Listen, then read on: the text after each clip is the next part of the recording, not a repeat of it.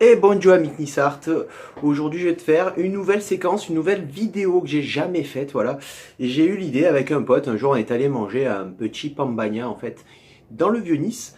Et je me suis rendu compte qu'en fait, c'était pas la vraie recette du pambagna, voilà. Et on a eu l'idée de se faire passer pour des touristes et de demander à la serveuse si c'était la vraie recette du pambagna. Et avec tout l'aplomb qu'elle a eu, eh ben, elle a dit oui, c'est la vraie recette du pambagna.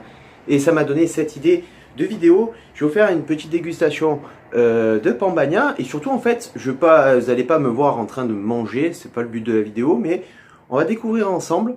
Je vais faire des tests dans tous les restaurants, les boulangeries qui se prétendent de faire des recettes typiquement niçoises avec les vraies recettes. On va voir si c'est la vraie recette ou si ils nous prennent pour des jambons. Voilà, donc j'ai acheté ce petit pambagna dans une boulangerie niçoise à côté de mon travail. Voilà, je te le montre, il est là.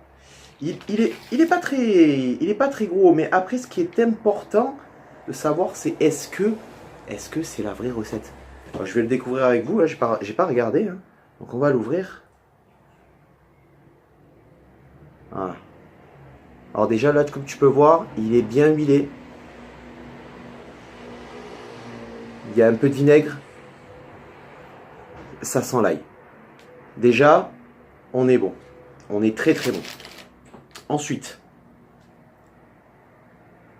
la tomate, elle est là. On a la tomate. On a l'œuf. On a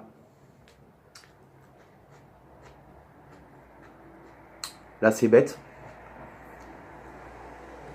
Le poivron vert, pas de poivron rouge. Hein.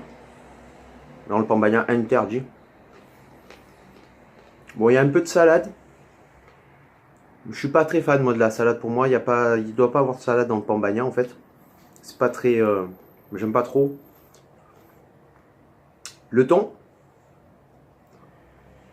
il est là. Je cherche le radis. Le radis. Ezaki, l'ouradi, Ezaki. Hein.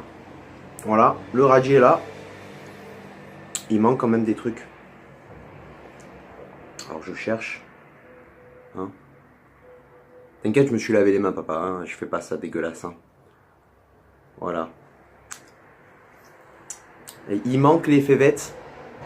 Alors, quand c'est de saison, évidemment, mais en ce moment, c'est de saison. Donc, je pars du principe que quand c'est de saison, mets-moi la févette. Fais-moi plaisir, mets-moi la févette. Bon, il y a la cébette. Il n'y a pas d'anchois.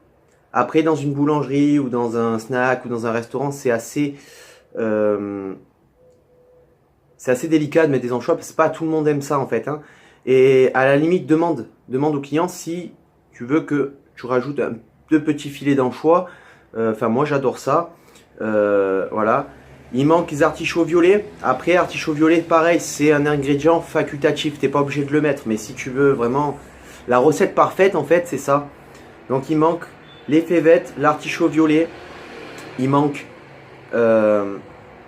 évidemment l'anchois. Il manque aussi les olives. Les olives des Nice. Hein, les olives des Nice, ça.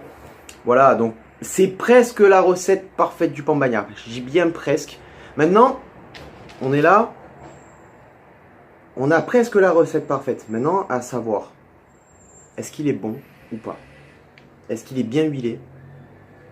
Je vais te dire ça de suite.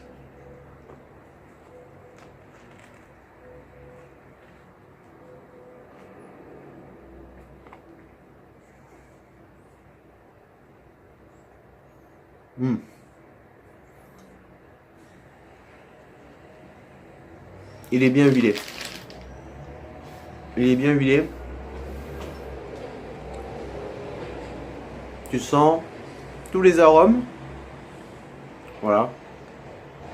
C'est pas mal. Il est pas mal. Il est pas mal. Les ingrédients, on va dire les ingrédients de base, ils y sont. Hein. Tomate, thon, radis, poivron vert, œuf dur, Bon, il manque l'anchois et les olives. Voilà. Pour moi, les autres ingrédients de base pour le pambagna. Donc, c'est pas la recette parfaite, mais c'est pas vraiment un attrape-touriste. Donc, du coup, la récompense, en fait, si le pambagna est bon, c'est que je fais de la pub pour cette boulangerie. Donc, c'est une boulangerie qui se trouve au début de la rue Giuffredo, à côté des Galeries Lafayette. Tu descends la rue Giuffredo, voilà. C'est, je crois, la boulangerie comme autrefois, ça s'appelle.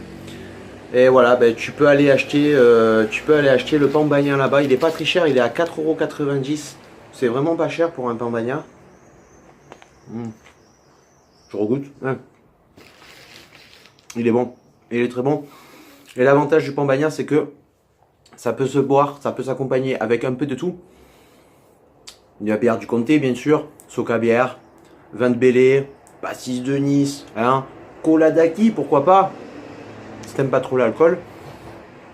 Voilà, donc cette boulangerie se trouve à la rue Giuffredo. Si tu passes par là, pense à moi, partage la vidéo si tu as aimé, hein.